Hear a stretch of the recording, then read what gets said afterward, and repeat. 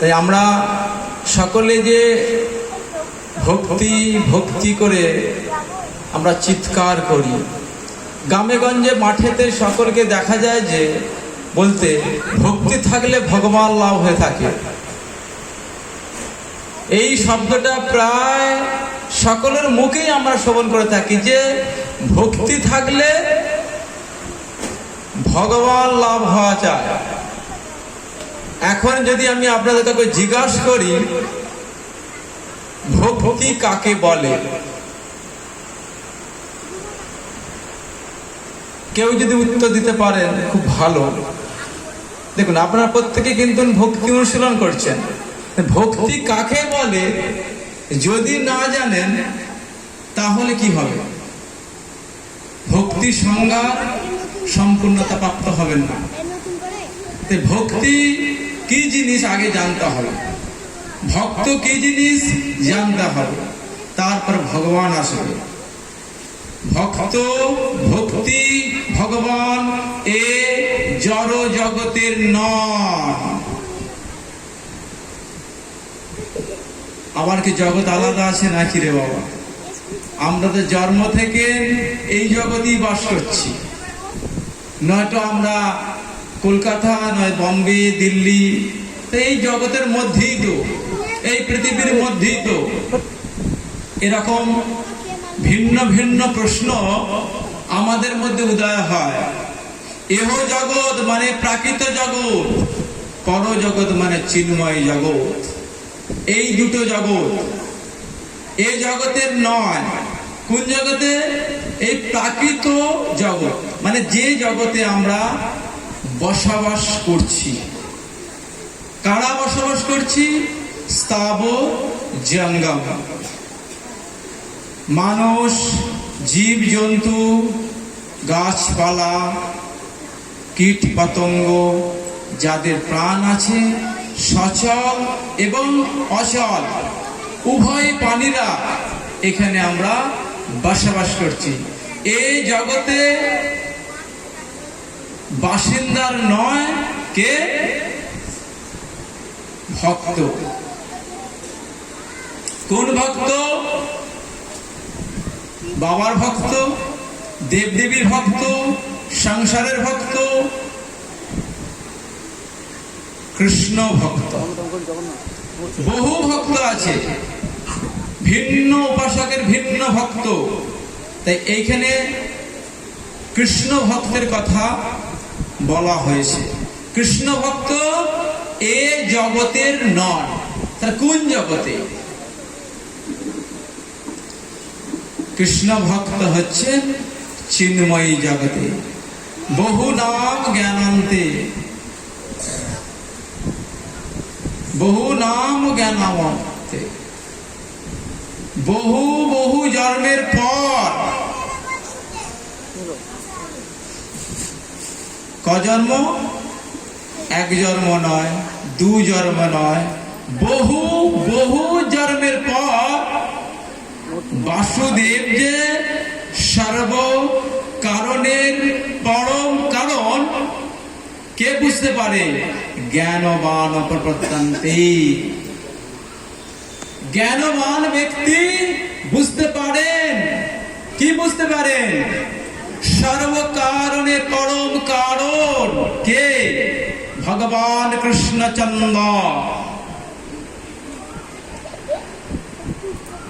জ্ঞান লাভ যদি না করতে পারি তো আমরা বুঝতে পারবো কি করে?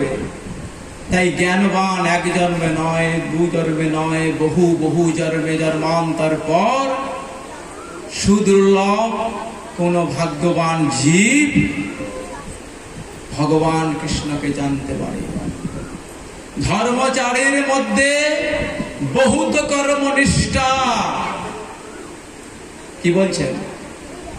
ধর্মচারী মানে ধর্ম যারা আচরণ করেন। কোন ধর্ম আচরণ করেন? বেদ বিহিত ধর্ম। বেদ বিহিত 4টে বেদ আছে, সেই বেদের বিধান অনুযায়ী যে ধর্ম, তার মধ্যে সবকিছুই কর্ম, বহুত কর্মনিষ্ঠা। বহুভাবে মাননা করে পিতার সেবা, মাতার সেবা, কন্যার সেবা, বিভিন্ন রকম সমাজ সেবা, এইগুলো কিভাবে করতে থাকে।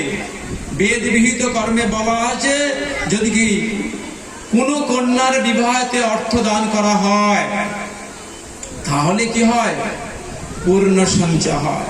দুটো অতিথিকে খেতে দিলে পূর্ণ সঞ্চয় হয়। এরকম বহু বহু বেদ বিহিত কর্ম আছে। সেই কর্মের মধ্যে কেউ একজন কর্ম সাধনা করতে করতে কি লাভ করতে পারে, জ্ঞান লাভ করতে পারে। বহু কর্মনিষ্ঠার মধ্যে, কোটি কর্মনিষ্ঠার মধ্যে জ্ঞানী শ্রেষ্ঠ।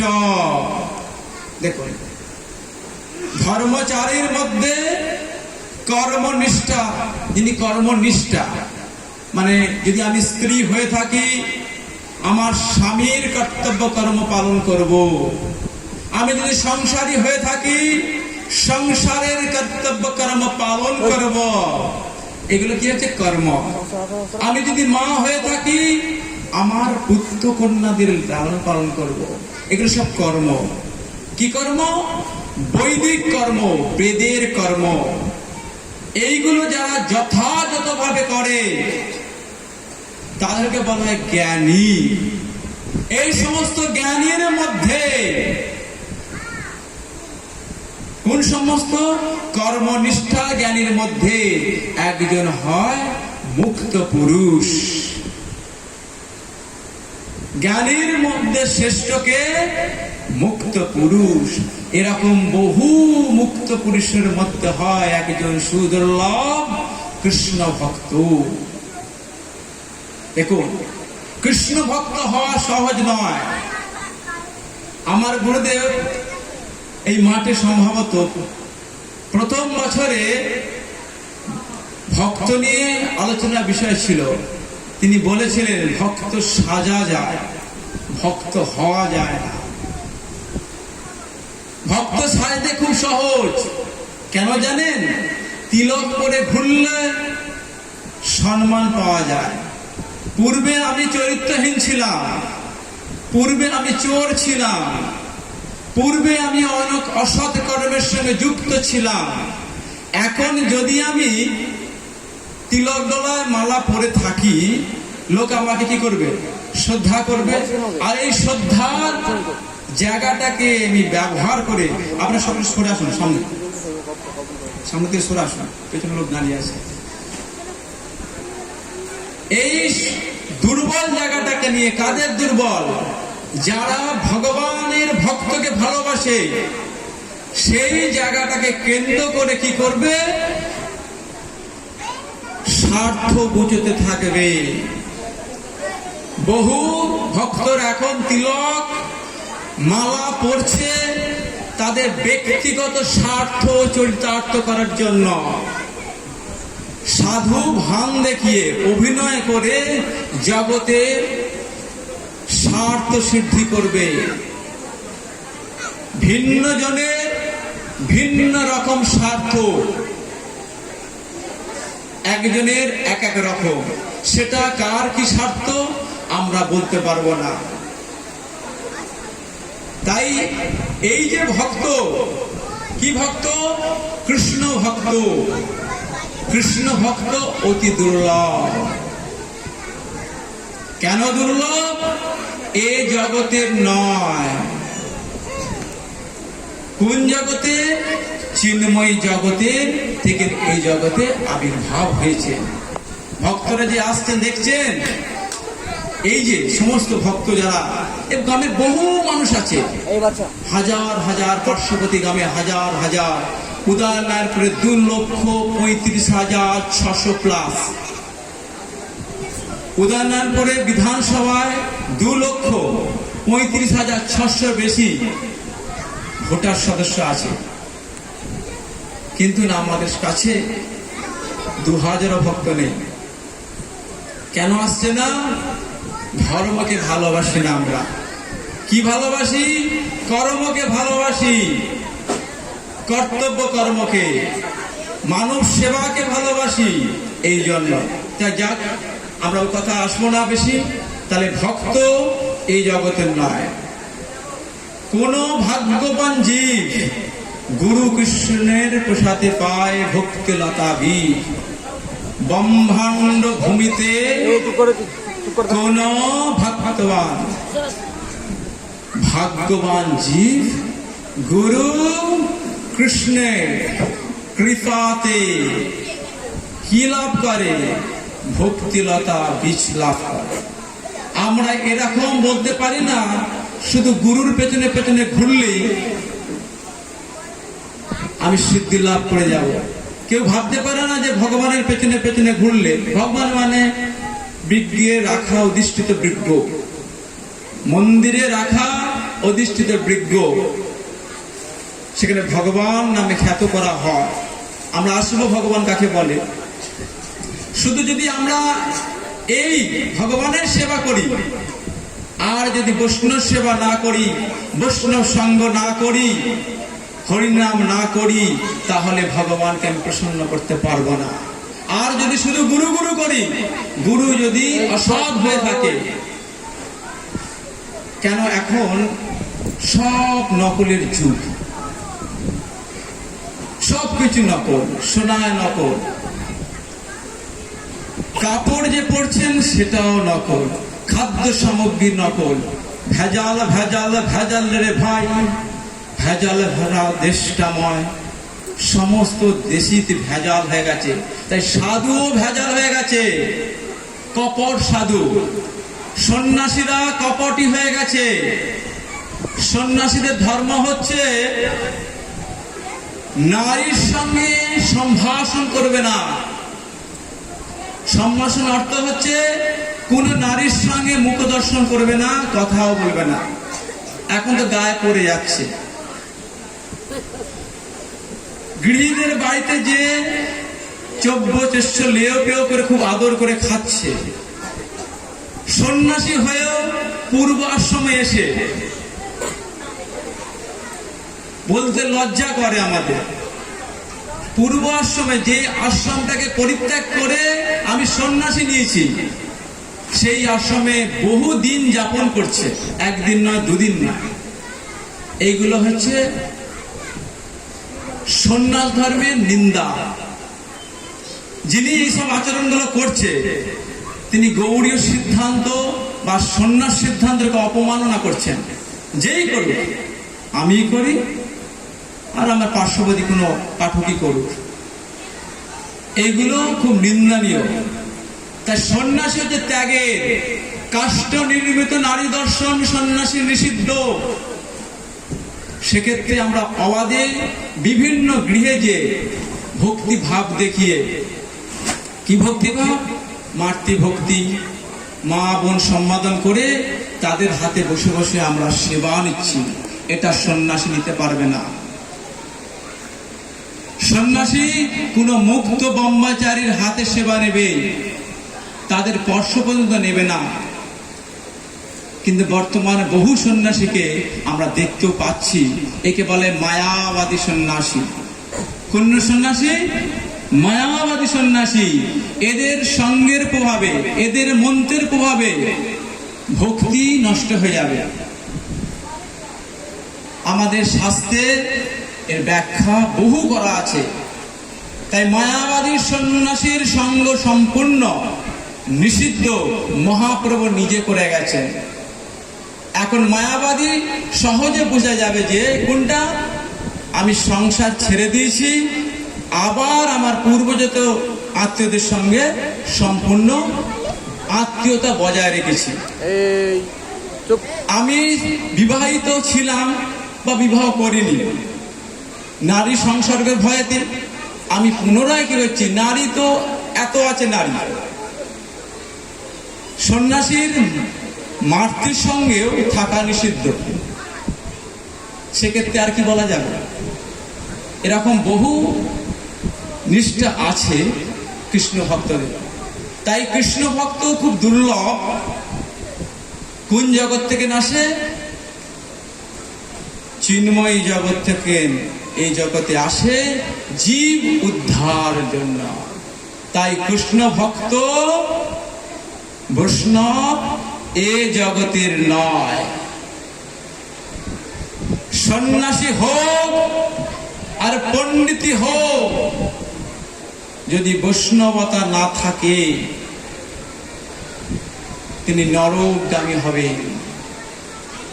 কোনো রাস্তা নেই, কোনো রাস্তা নেই। কেন? সন্ন্যাসী বলে তিনি নিন্দা করবে, পণ্ডিত বলে নিন্দা করবে, এটা হবে না। কেন? বৈষ্ণব হচ্ছে সর্বশ্রেষ্ঠ। চারি আশ্রম, চারি বর্ণের শ্রেষ্ঠ কে? বৈষ্ণব। বৈষ্ণব কে? যিনি অনন্য ভক্তি সহকারে, অনন্য ভক্তি সহকারে ভগবানের সেবা করেন, তিনি হচ্ছেন বৈষ্ণব। বিষ্ণুর পিতা অখিলাচার শাহী বৈষ্ণব উচ্চতে। বিষ্ণুর পিতা অখিলাচার শাহী বৈষ্ণব উচ্চতে। এই বিষ্ণুর সেবা পরায়ণী বৈষ্ণব। নিখিল কর্তব্য কর্ম যিনি সম্পূর্ণ ভাবে করেন তিনি হচ্ছেন বৈষ্ণব। তাই বৈষ্ণব সাজা খুব সহজ। এখন ওই যে আমাদের যে গোপীচন্দন গুলো পাওয়া যায় না, 5 টাকা 10 টাকা কেজি। কালকে একজন ফোন করেছে, এক জায়গায় বেড়াতে গেছে, আমাকে ফোন করে বলছে এখানে গোপীচন্দন খুব সস্তা, তাই বস্তা খানেক নিয়ে আসবো। সস্তায় বস্তা আনবে। দেখুন, তাহলে এই গোপীচন্দন পড়লে গলায় একটা তুলসী কাঠের কি বেল কাঠের কি নিম কাঠের মালাও আমরা জানি না, কিনে পড়লে বৈষ্ণব হয়ে যাবে না। বৈষ্ণব আচরণ, বৈষ্ণবতা গুলো আমাদের লাভ করতে হবে। কি করে লাভ করতে হবে? বৈষ্ণবতা। যে যত সরল সেই তো বৈষ্ণব। সরলতায় বৈষ্ণবতা আবার আসবে। কেন? প্রতিটি জীব হচ্ছে আমরা শ্রীকৃষ্ণের নিত্য দাস। তাই এই কৃষ্ণের নিত্য দাস। কার দাস? কৃষ্ণের নিত্য দাস। আর আমরা তিলক মালা করেও কিন্তু নিত্য কৃষ্ণের সেবা করি না। কার সেবা করি? বিভিন্ন সংসারের সেবা করি। তাই আমাদের উচিত বেশি করে আমাদের কর্তব্য কর্মগুলোকে সম্পন্ন করতে হবে। কার? ভগবানের। তাহলে এই ভগবানের ভক্ত কোন জগতে? অনেক আলোচনা। এই ভক্ত নিয়ে আলোচনা করতে গেলেই কয়েক ঘন্টা লাগবে, কিন্তু আমাকে সংক্ষেপে আসতে হবে।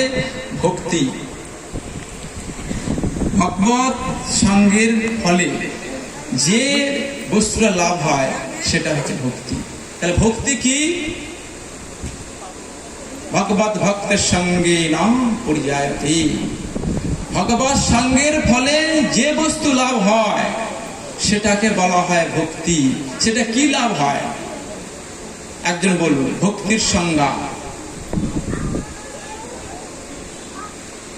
ভক্তির সংজ্ঞা যদি আমি না জানি, ভক্তের সংজ্ঞা যদি না জানি, তাহলে আমরা ভক্ত চিনব কি করে, ভক্তিটা বুঝবো কি করে?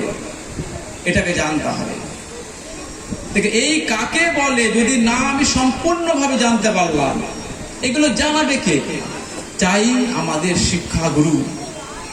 গুরুর যদি কাছে আমি শুধু দীক্ষা নিলাম, শিক্ষা লাভ করতে পারলাম না, কখনো কখনো হয়তো এরকম ভাবে আমরা সমবেত হলাম, লাভ কি হবে?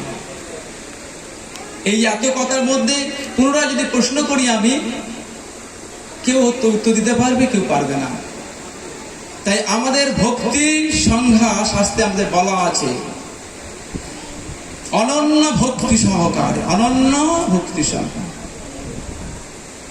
কোনো অভিলাষ থাকবে না। ঋষিকেনং ঋষিকেশং ভক্তির উচ্চতে। ঋষিকেন ঋষিকেশ, ঋষিকেন ঋষিকেশে। ঋষিকেশ মানে কে? ভগবান কৃষ্ণ।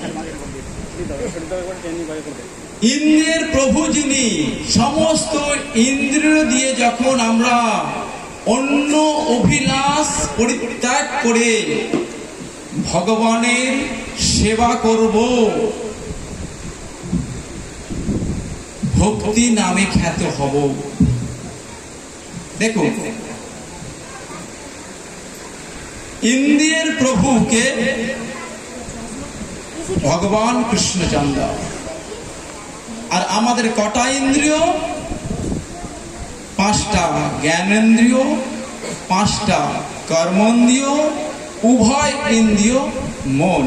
এই একাদশ ইন্দ্রিয় দিয়ে যখন আমরা অনন্য ভক্তি সহকারে, কোনো অভিলাষ থাকবে না,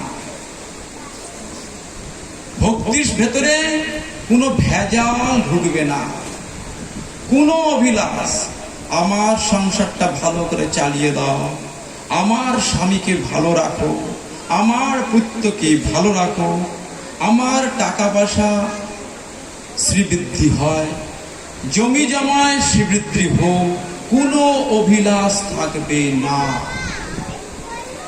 আর আমরা ভগবানের কোন সেবা কার্য করি, চোখ দিয়ে ঠস ঠস করে জল বাঁধে নমস্কার করলেই যেন ভগবান আমার এইগুলোকে ঝুঁকিয়ে দাও, 10 টাকার পুরস্কার দিচ্ছি তোমাকে, 1 লক্ষ টাকার পাওনা চাইছি।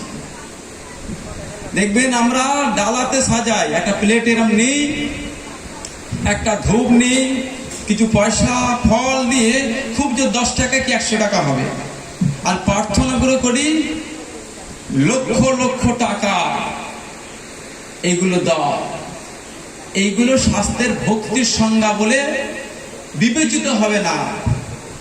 সর্ব ইন্দ্রিয় দিয়ে যখন আমরা কোনো অভিলাষ থাকবে না, ভগবানের সেবা করব, তখন সেটা ভক্তি। ভক্তি শব্দের অর্থ হচ্ছে ভজ ধাতুতে এসেছে। ভজ মানে সেবা করা, ভজ ধাতু প্রত্যয় ভজ, তার থেকে ভজ শব্দের অর্থ সেবা করা। কার সেবা করব? যদি আমি কৃষ্ণ ভক্তি করি, কৃষ্ণের সেবা। পিতার সেবা করি, পিতা ভক্তি। মাতৃ সেবা করলে মাতৃভক্তি, দেবতা সেবা করলে দেব ভক্তি, সমাজ সেবা করলে সমাজের প্রতি ভক্তি। সব কি এক?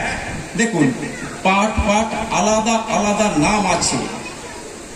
এখন আমি জনতা জনার্দন, জনতার সেবা করব, জনার্দনের নাম হয়ে যাবে নাকি? জনতাগণে জনগণের সেবা করব, ভগবানের সেবা হয় নাকি? এটা কখনো হয় না। এটা জনতার প্রতি একটা ভক্তি হতে পারে, জনগণের সেবা হতে পারে, তাদের প্রাপ্ত আমরা পূর্ণ অর্জন করতে পারি।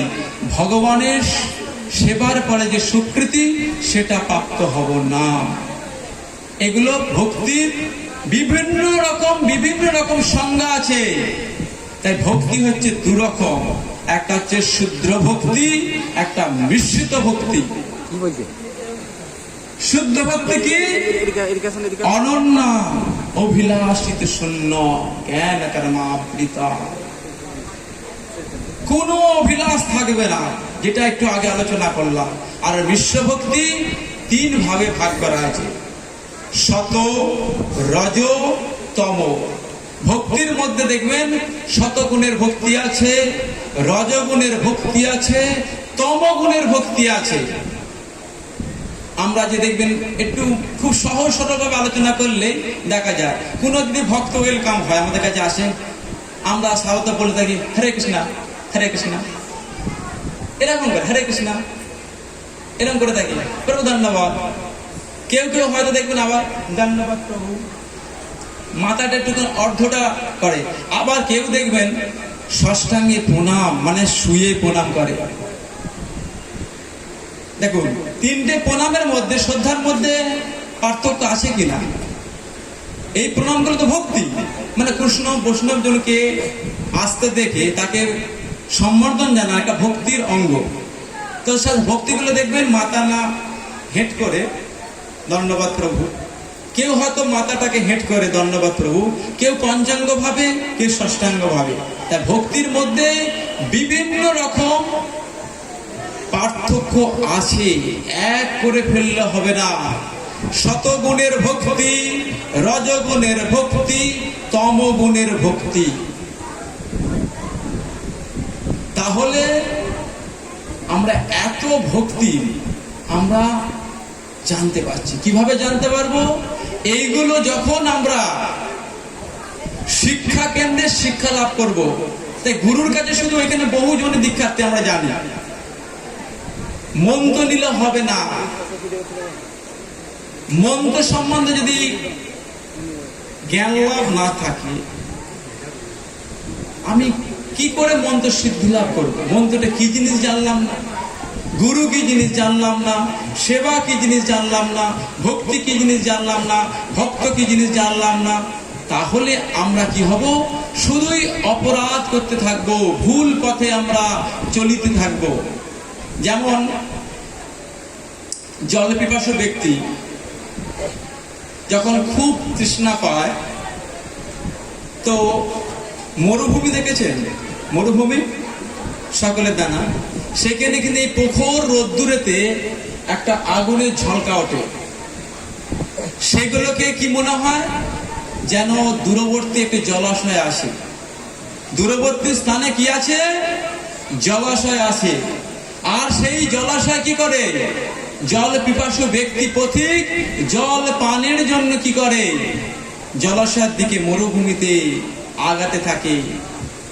যখন আরো আগিয়ে যায়, আরো আগিয়ে যায়, তখন সে দেখতে পায় না, শুধু দূরেই জল দেখতে পায়, দূরেই জল দেখতে পায়। কেন? জ্ঞানের অভাবে।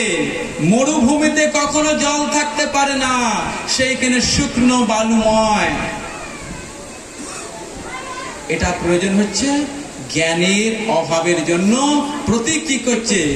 কিংকর্তব্য বিমূঢ় হয়ে মরুভূমিতেই হেঁটে চলেছে।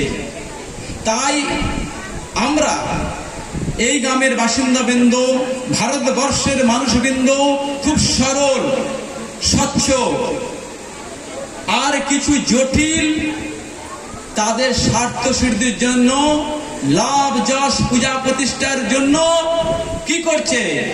সরলমতি মানুষদের সরলতার সুযোগ নিয়ে প্রণাম আর প্রণামী অর্থ সংগ্রহ করতে আসছে। আপনারা কেউ বুঝতে পারবেন না। প্রণাম শর্তে অর্থ হচ্ছে শিষ্য। শিষ্যের লোভে কেউ বৃন্দাবন থেকে, কেউ পুরী ধাম থেকে, কেউ মায়াপুর থেকে গ্রামে গঞ্জে জানেন দীক্ষা নাও, দীক্ষা নাও।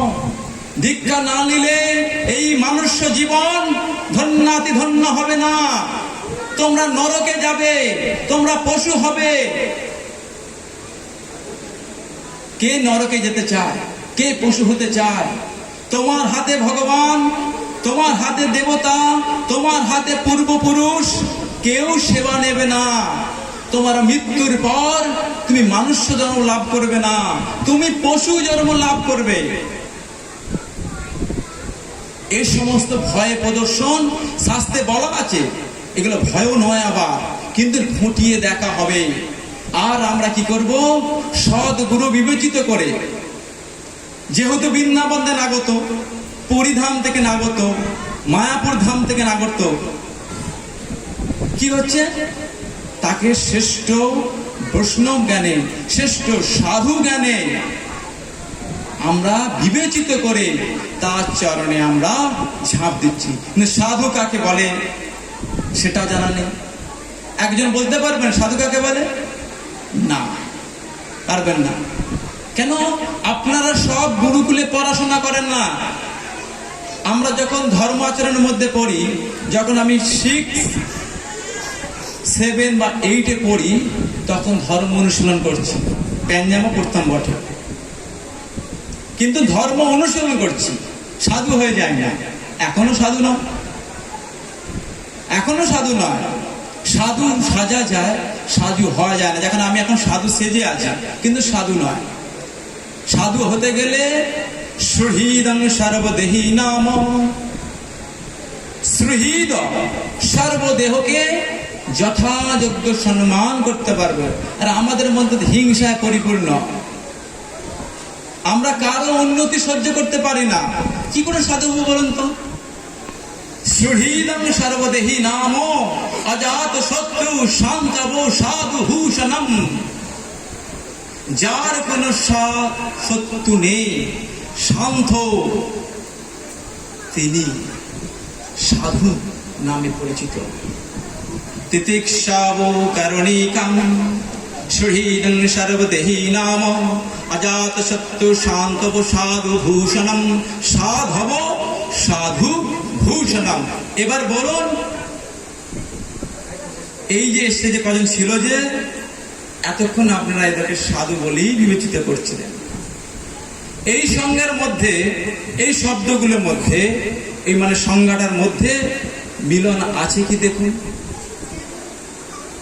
আমরা সর্বসময় ঈর্ষা, কলহ, বিবাদ, একজন একজনকে আমরা মেনে নিতে পারছি না। একজনের উন্নতি দেখে অপরজন আমরা ঈর্ষান্বিত হচ্ছি, মাস্টারদে পারান হচ্ছি, বিভিন্ন রকম দোষ দর্শনগুলোকে ফুটিয়ে তুলে ধরছি। বলছে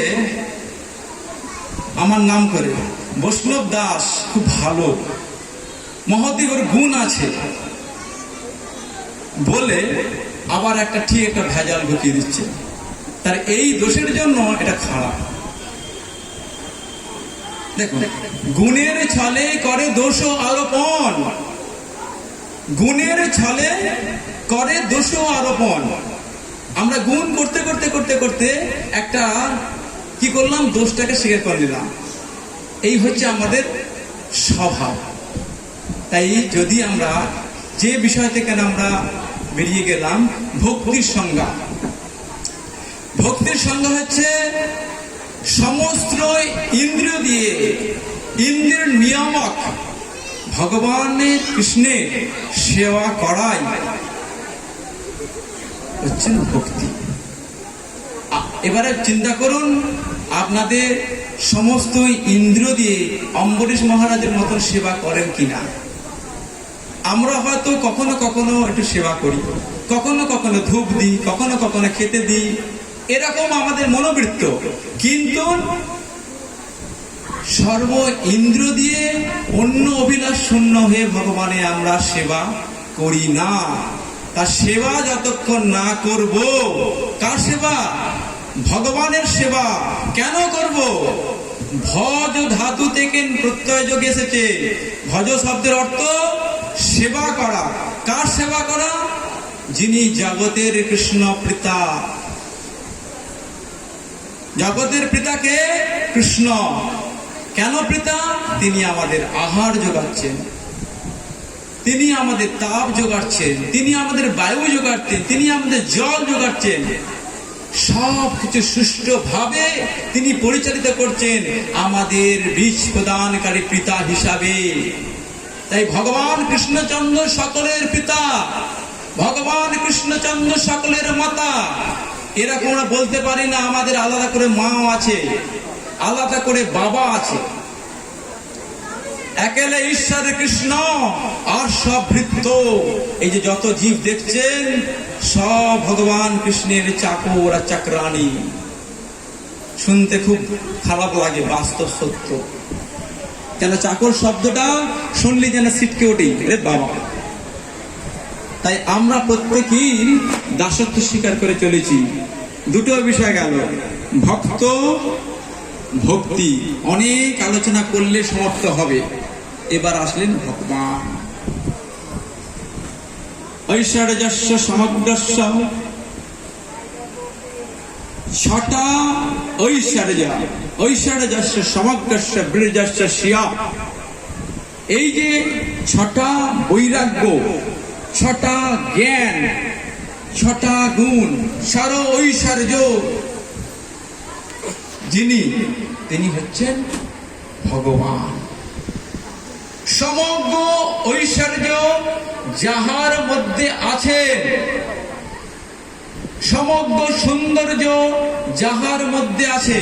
আমাদের হয়তো প্রত্যেকের সুন্দর সূর্য আছে মুখমণ্ডলে, অঙ্গ প্রত্যঙ্গে। আমাদের হয়তো জ্ঞান আছে, সমগ্র পৃথিবীর জ্ঞান কিন্তু আমাদের মধ্যে নেই। আমাদের জ্ঞান আছে, সেটা লিমিটেড, আনলিমিটেড না। আর ভগবানের জ্ঞানটা হচ্ছে যা কখনো শেষ হয় না। ভগবানের শক্তি আমাদের শক্তি তফাৎ আছে। আমাদের শক্তি অল্প, ভগবানের শক্তি অফুরন্ত। তাই এই ভগবানের ঐশ্বর্য, জ্ঞান, বৈরাগ্য, সৌন্দর্য, বীর্য অফুরন্ত ভাবে আছে। তাই এই ছটা ঐশ্বর্য যাহার মধ্যে পরিপূর্ণ রূপে রয়েছেন তিনি ভগবান। ভগ শব্দের অর্থ হচ্ছেন সর ঐশ্বর্য, পরিপূর্ণ। বান সম্বন্ধে যাহাতে আছেন তিনি হচ্ছেন ভগবান। কার মধ্যে আছেন? একমাত্র কৃষ্ণস্তু ভগবান স্বয়ং, কৃষ্ণের মধ্যেই আছেন, আর কারো মধ্যে নেই। তাই আমরা দেব দেবীকে ভগবান বলতে পারি না, মানুষকে ভগবান বলতে পারি না, শিশুকে ভগবান বলতে পারি না, জনতা জনার্দন বলতে পারি না, দাড়ি গোপ ওলা যুক্তকে ভগবান বলতে পারি না, যে চশমা পরে আছে তাকে ভগবান বলতে পারি না, যে লাঠি চলে ধরে তাকে ভগবান বলতে পারি না। আমাদের একটা গ্রাম বাংলা ধারণা এসে গেছে ভুল, যাকে তাকে ভগবান বলে দেয়া। এটা করলে হবে না। ভগবানের নির্দিষ্ট একটা সংজ্ঞা আছে, সর ঐশ্বর্য পরিপূর্ণ রূপে যাহাতে রয়েছেন তিনি হচ্ছেন কি আমাদের ভগবান। দাড়িওয়ালা নয়, গোপওয়ালা নয়, চশমা পরা নয়, লাঠি ধরা নয়। দেখো, আর আমরা কি করি? দেবতাদেরকে ভগবান বলে ফেললি।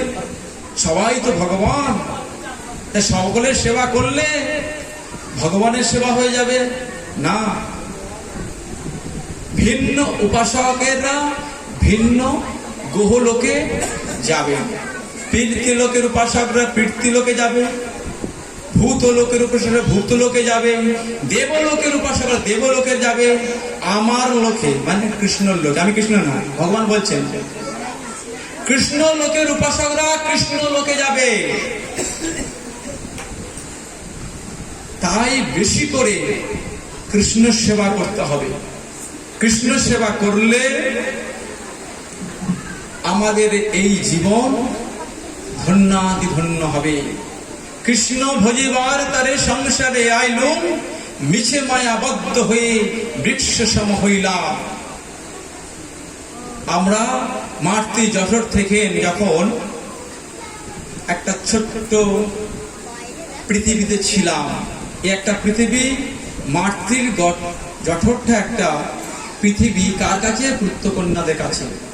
সেই পৃথিবীতে যখন আমরা ছিলাম তখন আমরা বহু কষ্ট সাধন করছিলাম। ফিটার পজিশনে আমরা ছিলাম। ফিটার পজিশন জানেন তো? হাত পাগুলো কুঁকড়ে, পাগুলো জড়ো করে, মাথাটা হেঁট করেছিলাম। সেই অবস্থা শুধু ভগবানের কাছে প্রার্থনা করেছি, হে ভগবান এই জ্বালা যন্ত্রণাময় জগৎ থেকে আমাকে রক্ষা করো, ত্রাহিমাং ত্রাহিমাং ত্রাহিমাং। হে কৃষ্ণচন্দ্র রক্ষা করো, হে কৃষ্ণচন্দ্র। যেই আসলাম এই জগতে, যেই প্রকটিত হলাম, আর মায়ার সংসর্গে এসে আমি আমারতে জড়িয়ে রইলাম। আমার পুত্র, আমার গাড়ি, আমার বাড়ি, আমার আমার আমার আমার এখন হয়েছে আবার গুরুরা আমার, গুরু আমার, গুরু আমার, আমার মঠ করছে। ভগবান আবার কারো আলাদা হয় নাকি? বৈষ্ণবজন কারো আলাদা হয় নাকি? এখন এদের মধ্যে ভেদাভেদ এসেছে, শুনতেও লজ্জা, বলতেও লজ্জা। মহাপ্রভুর আদর্শের মধ্যে সব চলে না। অকাতরে প্রেম বিলাতে হবে, পাপী হোক আর তাপী হোক। দেখুন, মহাপ্রভু ভুল করেছিলেন। কে ভুল করেছিলেন? মহাপ্রভু। যখন জগাই আর মাধাই, জগাই মাধা ছিলেন নেশাসক্ত, খুব দুরাচারী ব্যক্তি, ব্রাহ্মণ বংশজাত হলো, খুব দুরাচারী। যখন সেই জগাই মাদাই নিত্যানন্দর মাথায় আঘাত করেছিল কি দিয়ে? কলসি দিয়ে। মহাপ্রভু খুব দ্রুত ছুটে এসে চক্র ধারণ করেছিলেন। তখন নিত্যানন্দ প্রভু স্মরণ করে দিয়েছিলেন, কলিযুগে অস্ত্র নয়, শস্ত্র নয়, প্রেমই হবে অস্ত্র। প্রেম দিয়ে মানুষকে জয় করতে হবে, কোন বদনাম করে নয়, কোন রটনা রটিয়ে দিয়ে নয়। সত্যটাকে জেনে সত্য কীর্তন করে সেটাকে প্রকাশ করাই ভালো। শোনা কথা, কান কথা অনেক শোনা যায়, সেইগুলো কীর্তন করলে আমাদের অপরাধী অর্জন হবে। সে সন্ন্যাসী হোক আর পণ্ডিত হোক, যদি বৈষ্ণবতা না থাকে বৈষ্ণব জগৎ রাজ্যে তার স্থান নেই। আমাদের সম্প্রদায় বহু হরিনাম সংকীর্তনের দল আছে, ন্যাড়া, সহজিয়া, দরবেশ, এরকম বহু নাম আছে। 13টা অপসম্প্রদায় আছে। তারা কি করে জানেন? তিলক বলেন, করে। মালায় আছে, হরে কৃষ্ণ করে। কালাচাঁদ সম্প্রদায় আবার মাছেতে তুলসী দিয়ে খায়, তারাও কিন্তু হরিনাম করে। নিত্যানন্দ সম্প্রদায় সে এক অপসম্প্রদায়। স্বয়ং যে নিত্যানন্দ গুণগান কীর্তন করছি তার সম্প্রদায় সেটা অপসম্প্রদায়। হরিনাম করলে হবে না, হরিনাম করলেই হবে না, তিলকবেলা মালা পড়লে হবে না। বৈষ্ণবে গুণটাই হচ্ছেন বৈষ্ণবতা। আমাদের প্রথম যিনি বক্তা দিলীপ প্রভু এটা নিয়ে আলোচনা করেছিলেন, বৈষ্ণবের গুণাবলী না থাকলে বৈষ্ণব হওয়া যায় না। ব্রাহ্মণের গুণাবলী যেমন না থাকলে ব্রাহ্মণ হওয়া যায় না, তাই ভক্তের গুণাবলী থাকলে না থাকলে ভক্ত হওয়া যায় না। বৈষ্ণবের গুণাবলী থাকলে না থাকলে বৈষ্ণব হওয়া যায় না। বৈষ্ণব সাজা সহজ, বৈষ্ণব হওয়া তো সহজ নয়। আপনারা কতটা সহজ বাংলা ভাষায় বলেছি বুঝতে পেরেছেন? যদি না বুঝতে পারেন, প্রতি বৃহস্পতিবার 4:30 আমাদের গীতা ভাগবত শিক্ষা প্রদান করা হয়।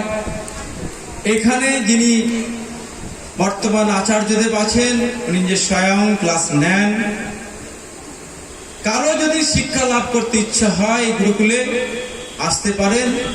শিক্ষা ব্যতীত দীক্ষা মানব জীবনে প্রকৃত শান্তি লাভ করতে পারবে না। আমাদের দীক্ষার অর্থই হতে তো আমরা পরমে কি চাই? একদিন বলবো কি চাই? আমরা সুখ চাই, আনন্দ চাই। দেখবেন আমরা হরিনাম করছি কিন্তু আনন্দ পাচ্ছি না। হরিনাম করছি আমরা আনন্দ পাচ্ছি না, ধর্ম করছি আনন্দ পাচ্ছি না। ধার্মিকদের মধ্যে ভেদাভেদ দ্বন্দ্ব হয়ে গেছে, দলাদলি করছে, মারপিট করছে, ঝগড়া করছে, অশান্তি করছে। বিভিন্ন রকম জাগতিক মানুষদের যে আচরণ আজ আমাদের বৈষ্ণব জগতের মধ্যেও প্রকটিত হয়েছে। কারণ জানেন, আমাদের শিক্ষার অভাবে, দীক্ষা গ্রহণের জন্য। এক শ্রেণীর গুরুরা আছে যারা প্রণাম আর প্রণামীর লোভে দীক্ষা দিয়ে দিচ্ছে, শিক্ষা না প্রদান করি। এই সমস্ত দীক্ষা গুরুদের জন্য সমাজে জঞ্জালে ভর্তি হচ্ছে। প্রকৃত সাধুরা মান পাবে না। চোর কে সাধু, কে সাধারণ ব্যক্তিকে সাধু সব গুলিয়ে ফেলবে। সবাই এখন জপমালা জপ করছে, হরে কৃষ্ণ কৃষ্ণ কৃষ্ণ হরে হরে। আবার একটু পরে দেখবেন বটি দিয়ে কাটছে। বাবা, সংসারে থাকতে গেলে করতে হবে তো। মাছ বিক্রি করছে তিলক পরে, মাল খাচ্ছে, বিড়ি ফুঁকছে, বিভিন্ন রকম অন্যায় কার্যের সঙ্গে যুক্ত রয়েছে। তাই এইরকম করলে বৈষ্ণব ধর্মে কুলসতায় বৃদ্ধি হবে, বৈষ্ণব ধর্মের অপমানিতা বৃদ্ধি হবে। তাই জন্য আমাদের বৈষ্ণবতাটাকে অক্ষুণ্ণ রাখতে গেলে আমাদের কি করতে হবে? বৈষ্ণবতা গুণগুলোকে প্রকাশ করতে হবে। আর চালনীর স্বভাব বিস্তৃত ব্যক্তিরা ছুঁচের একটি মাত্র ছিদ্রের দিকে দিকপাত করায়। আমার গুরুদেব বহু স্বাস্থ্য ব্যাখ্যা দিয়ে আমাদের ওনার গুরুদেবের কিছু লেখনী আমাদের জানিয়েছেন। কি সেটা? পিপীলিকার স্বভাব হয় ছিদ্র অন্বেষণ করিয়া বেড়ায়। পিপীলিকা কি করে? তাকে যদি মণিময় মন্দিরও রাখতে দেওয়া হয়, সে দেখবেন তার স্বভাব অনুযায়ী একটা কোথাও ফুটো বা গর্ত আছে, সে দেখবে। মণিময় মন্দিরে পিপীলিকা ছিদ্র অন্বেষণ করিয়া বেড়ায়। চালনীর স্বভাব বিশিষ্ট ব্যক্তিরা ছুঁচের একটি মাত্র ছিদ্রের দিকে দিকপাত করিয়া বেড়ায়। চালনীদের অসংখ্য ছিদ্র রয়েছে, অসংখ্য। চালনী জানেন তো, মুড়ি চালা চালনী, বালি চালা চালনী, হ্যাঁ, বিভিন্ন রকম চালনী আছে। তো দেখবেন হাজার হাজার ছিদ্র। সে বলে কেনা ছুঁচে, ওই তো ওনারও তো ছিদ্র আছে, গর্ত আছে। আমাদের স্বভাবগুলো বৈষ্ণব ধর্মে বা আমাদের কৃষ্ণ ভক্তদের মধ্যে এগুলো এসে যাচ্ছে। তাই আমার পরম গুরুদেব এইগুলো বৈষ্ণব ধর্মের মধ্যে নিষিদ্ধ করেছেন। বলছে না, অপরের দোষ দর্শন করো না, বৈষ্ণব নিন্দা পরিহার করো, বৈষ্ণব জনকে দেখতে পেলে তাকে প্রণাম করো, স্তব করো, সম্মান প্রদর্শন করো, আনন্দ লাভ করো, অভিবাদন করো। আর আমরা বৈষ্ণব দেখলে না কথা বলার জন্য মুখটাকে বাঁকিয়ে রাখি। গুরুজন যদি হয়ে থাকে, সম্মানীয় ব্যক্তি হয়ে থাকে, একটু আড়াল করে যাওয়ার চেষ্টা করি। যদি বৈষ্ণবকে দেখে যদি আমরা প্রণাম না করি, মাথাটাকে হেঁট না করি, আনন্দ না পাই, তাকে আহ্বান না করি, আমাদের নরকগতি হবে। আমরা গুরুর চরণে আশ্রয় করি আর হরিনাম করি, যাই করি, বৈষ্ণব চরণে অপরাধের ফলে আমাদের সমস্ত ভক্তি শূন্য হয়ে যাবে। তাই যে ভক্তিটা আমরা গুরু কৃষ্ণের কৃপাতে লাভ করেছিলাম, গুরু কৃষ্ণের কৃপাতে যে ভক্তি লাভ করেছিলাম, সেটা ধ্বংস হয়ে যাবে কিভাবে? যদি বৈষ্ণব চরণে অপরাধ আমরা করি। ব্রহ্মাণ্ড ভূমিতে কোন ভাগ্যবান জীব গুরু কৃষ্ণের প্রসাদে পায় ভক্তিলতা বীজ। এই ভক্তিলতা বীজটা পেয়েছি কোথা থেকে? ধরুন আমি আমার গুরুদেবের কাছ থেকে একটা বীজ মন্ত্র পেয়েছি, তো আমার তো স্বাভাবিকভাবে আনন্দটা আছে। কিন্তু বীজটা পেলে এতে কি হবে? আমি এইটুকু আলোচনা করে এখানে সমাপ্ত রাখবো, সময় অনেক অতিবাহিত হয়েছে। বীজ যদি আমি প্রাপ্ত হই, ধরুন একটা বড় তরমুজের বীজ কেউ আমাকে একটা দান করলো, তো স্বাভাবিকভাবে তরমুজের আনন্দ পেয়ে গেলাম কি? আমি তরমুজ ফলের আনন্দ পাবো কি? তরমুজ দানার পেয়েছি আমি, তরমুজ ফলের আনন্দ পাবো কি? ভালো করে বলুন, একজনরা সকালে বলুন। তরমুজ ফলের যে আনন্দ দর্শনের, বীজ দর্শন করলে কি হয়ে যাবে? হবে না। সেই বীজটাকে কি করতে হবে? কড়াইতে ভাজতে হবে, ভেজে মাটিতে বসাতে হবে, তাই তো নাকি? কি করতে হবে? তাকে মাটিতে বসাতে হবে। কি মাটিতে? এরকম অনুর্বর মাটিতে? উর্বর মাটিতে। উত্তম রূপে ভূমিকর্ষিত না হইলে বীজ বপন করা অনর্থক। যারা বীজ মন্ত্র দিচ্ছে তাদের এইটুকু জ্ঞান লাভ নেই। আমরা চাষযোগ্য জমি না হলে সেখানে বীজ বপন করি না। যথাযথ ব্যক্তি না হলে তাকে যদি আমরা বীজ মন্ত্র দিই, তাকে মন্ত্র প্রদান করি, সে কি অপব্যবহার করবে। তাই আমরা কি বীজ মন্ত্র পেলে আমরা শুধু হবে না, সেই বীজটাকে করতে হবে উপযুক্ত মাটিতে বসাতে হবে, তাকে জল সিঞ্চন করতে হবে। কমে কি হবে? অঙ্কুরোদ্গম হবে। ভালো করে শ্রবণ করুন, একটুখানটা অঙ্কুরোদ্গম হবে, তারপর থেকে দুটো পাতা বেরোবে। পাতা বেরোলে দেখবেন কীট পতঙ্গে খেয়ে নেবে, গাছটার হবে? তার জন্য কি হবে? তাকে যত্ন করতে হবে। গাছটা যখন অঙ্কুরোদ্গম হবে, ছোট দুটো পাতা গজাবে, কীটপতঙ্গ খেয়ে নেবে, আরো একটু বড় হবে, ছাগলে মুড়ে খাবে, আরো একটু বড় হবে, আরো অন্যান্য জীবেরা, গরু খেয়ে নেবে। আরো যদি মূল্যবান ফলের গাছ হয়, মানুষ উবড়ে নিয়ে চলে যাবে। আমাদের যেমন আশ্রমে কয়েকটা ভক্ত ছিল, উবড়ে নিয়ে চলে যাচ্ছে, দেখাচ্ছে এর থেকে শ্রেষ্ঠ। আশ্রমের মধ্যে ভেদে ভেদ হচ্ছে, এটা বড় আশ্রম, এটা ছোট আশ্রম, এটা বড় গুরু, ছোট গুরু, এখানে বেশি ভক্তি, এখানে কম ভক্তি। কেন? এদের তো লেখাপড়ার বা স্বাস্থ্য জ্ঞানের অভাব আছে, বোকা বানাতে খুব সুবিধা হবে। আপনারা বলুন তো, মন্দির আবার ছোট বড় আছে নাকি? ভগবানের যেটা স্থান, এরকম হয়? ভগবান যেখানে অবস্থান করছে সেটা আবার ছোট বড় হয়? গুরু আবার ছোট বড়? এরকম ভুল শিক্ষা দিয়ে মানুষকে কি করছে? তুলে নিয়ে চলে যাচ্ছে। ছাগলের গাছকে ছাগলে তুলে নিয়ে যাচ্ছে। তা আমাদের এখানে যে নিয়ে গেছে তাকে ছাগল বলছে না, এটা অনর্থক কথাবার্তা হবে, কোনো অর্থই নয়। তো ছাগল রূপী, মানুষ রূপী ছাগল আছে যারা গাছকে তুলে নিয়ে চলে যায়, গাছকে তুলে নিয়ে চলে যায় তাদের স্বার্থ সিদ্ধির জন্য। তাই এইখানে গাছটাকে পরিচর্যা করতে হবে, তারপরে কি হবে? গাছটা বর্ধিত হবে, শাখা প্রশাখা পূর্ণাঙ্গ হলে ফুল হবে, ফুল থেকে ফল হবে, ফলটা পরিপুষ্ট হলে তবে আমরা আস্বাদন করতে পারবো, তবে তা থেকে দানা পাবো, আবার একটা নতুন গাছের জন্ম হবে। তাই বীজ লাভ করেছি বলে, মন্দ লাভ করেছি বলে অট্টহাসি করার কিছু নেই, অহংকারের কিছু নেই। এবার কি করতে হবে? অনুশীলন করতে হবে। কি অনুশীলন? ভক্তি যোগ অনুশীলন। কি করতে হবে? যারা গুরুমন্ত্র নিয়েছেন ভালো করে শ্রবণ করুন। এবারে কৃষ্ণ ভক্তি অনুশীলন করতে হবে।